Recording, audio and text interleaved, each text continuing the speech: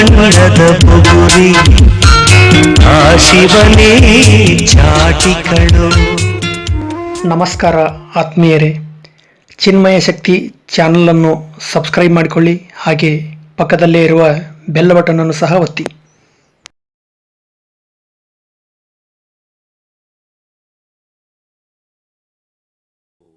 कोई state government कैसे मना कर सकता है? ये तो सवाल। नमस्कार, आप सभी को और विश्व भर में फैले भगवान बुद्ध के अनुयायियों को बुद्ध पूर्णिमा की, बैसाख उत्सव की बहुत बहुत शुभकामनाएं। ये मेरा सौभाग्य है कि मुझे पहले भी इस पवित्र दिन पर आपसे मिलने, आप सभी से आशीर्वाद लेने का अवसर मिलता रहा है।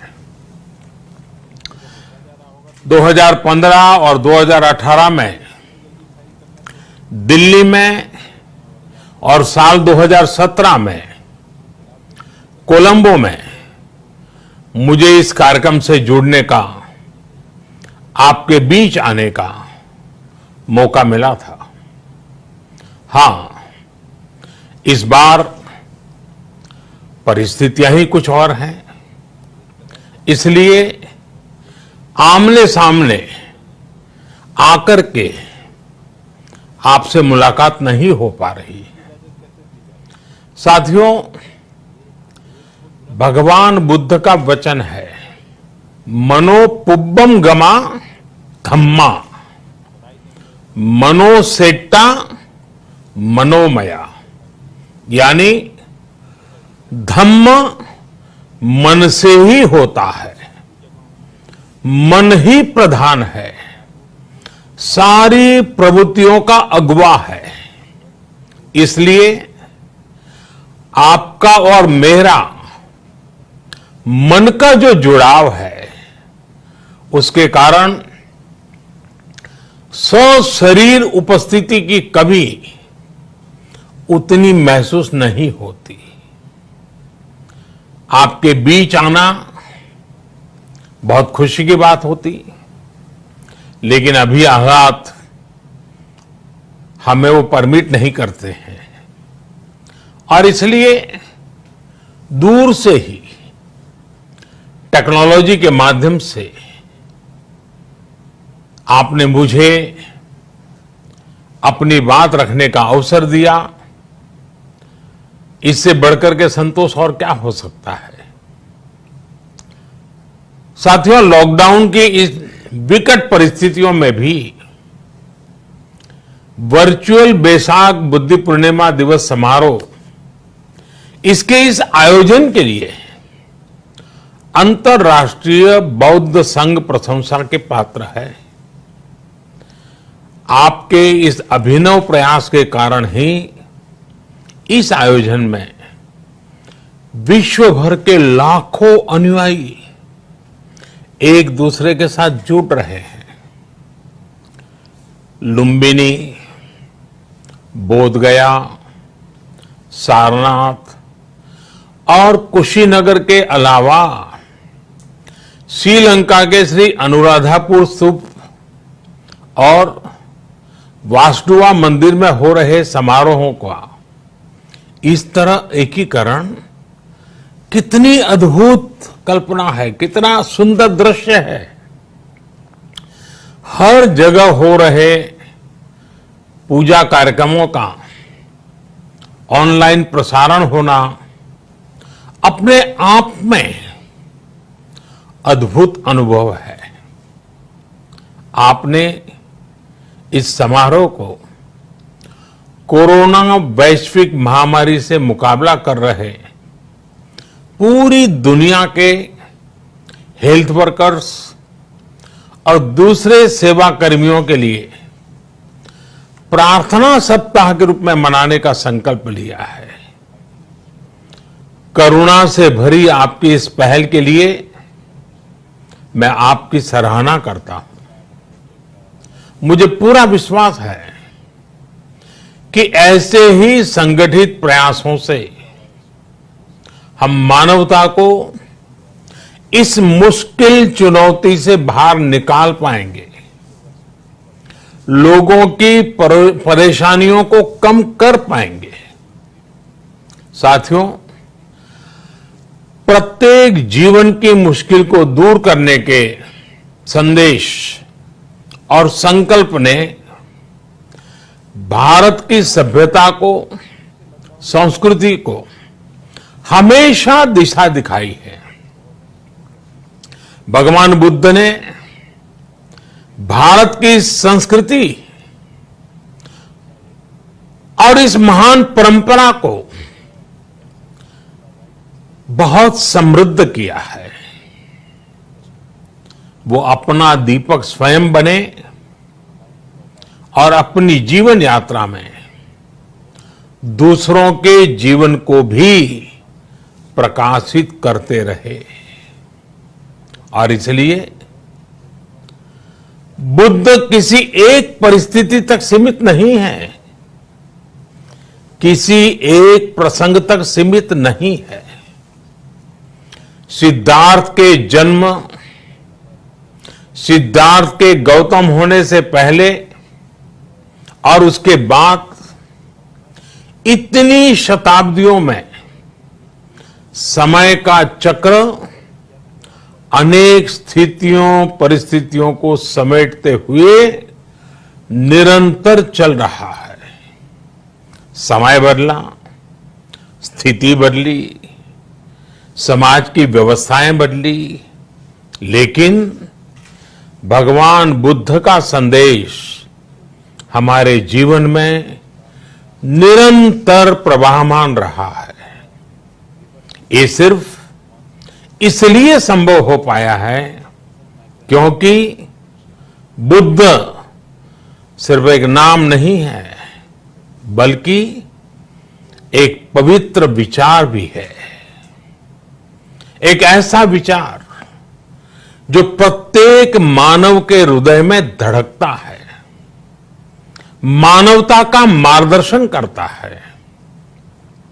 बुद्ध त्याग और तपस्या की सीमा है। बुद्ध सेवा और समर्पण का पर्याय है। बुद्ध मजबूत इच्छा शक्ति से सामाजिक परिवर्तन की पराकाष्ठा है। बुद्ध वो है जो स्वयं को तपाकर, स्वयं को खपाकर, खुद को न्योछावर करके पूरी दुनिया में आनंद फैलाने के लिए समर्पित है। और हम सभी का सौभाग्य देखिए, इस समय हम अपने आसपास ऐसे अनेकों लोगों को देख रहे हैं जो दूसरों की सेवा के लिए, किसी मरीज के इलाज के लिए, किसी गरीब को भोजन कराने के लिए, किसी अस्पताल में सफाई के लिए, किसी सड़क पर कानून व्यवस्था बनाए रखने के लिए चौबीसों घंटे काम कर रहे हैं। भारत में, भारत के बाहर ऐसा प्रत्येक व्यक्ति, विश्व के हर कोने में ऐसा प्रत्येक व्यक्ति अभिनंदन का पात्र है, नमन का पात्र है। साथियों, ऐसे समय में जब दुनिया में उथल पुथल है, कई बार दुख, निराशा, हताशा का भाव बहुत ज्यादा दिखता है, तब भगवान बुद्ध की सीख और भी प्रासंगिक हो जाती है। भगवान बुद्ध कहते थे कि मानव को निरंतर ये प्रयास करना चाहिए कि वो कठिन स्थितियों पर विजय प्राप्त करे, उनसे बाहर निकले थक कर रुक जाना ये विकल्प नहीं हो सकता। आज हम सब भी एक कठिन परिस्थिति से निकलने के लिए निरंतर जुटे हुए हैं, साथ मिलकर काम कर रहे हैं। भगवान बुद्ध के बताए 4 सत्य यानी दया, करुणा, सुख दुख के प्रति समभाव और जो जैसा है उसको उसी रूप में स्वीकारना, ये सत्य निरंतर भारत भूमि की प्रेरणा बने हुए है।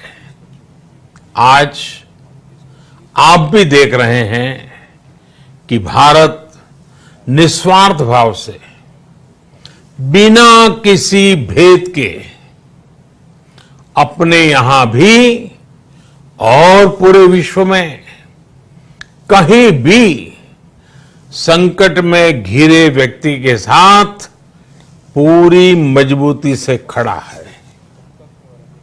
लाभ हानि, समर्थ असमर्थ से अलग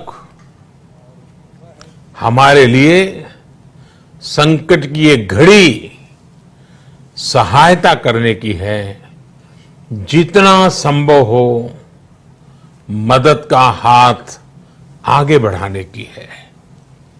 यही कारण है कि विश्व के अनेक देशों ने भारत को इस मुश्किल समय में याद किया और भारत ने भी हर जरूरतमंद तक पहुंचने में कोई कसर नहीं छोड़ी है।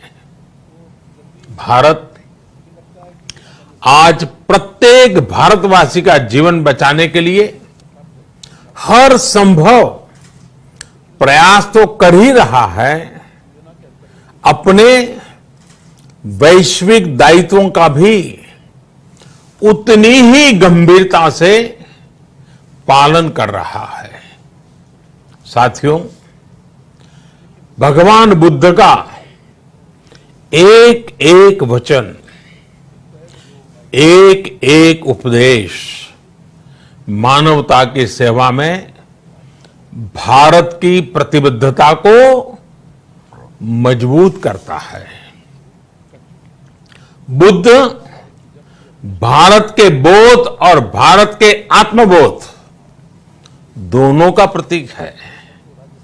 इसी आत्मबोध के साथ भारत निरंतर पूरी मानवता के लिए, पूरे विश्व के हित में काम कर रहा है और करता रहेगा।